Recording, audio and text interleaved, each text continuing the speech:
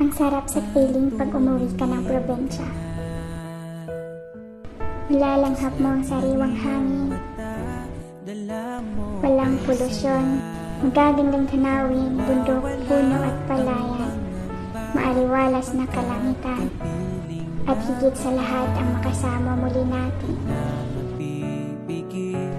Ang mga mahal natin sa buhay.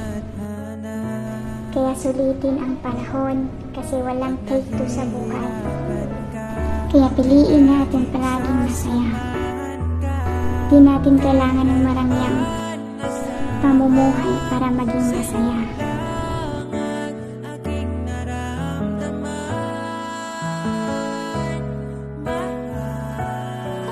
Alam mo kung ano yung maganda kapag nasa probinsya ka? Yung parang sobrang layo mo sa problema.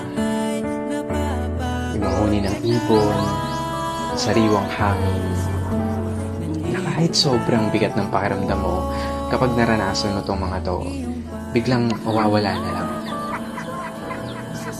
Yung magandang tanawin, tapos yung palaya na ginawa niyong palaruan ng mga kaibigan mo. Sarap talaga mumuhay sa probinsya, no? Yung para talagang napakalayo mo sa problema.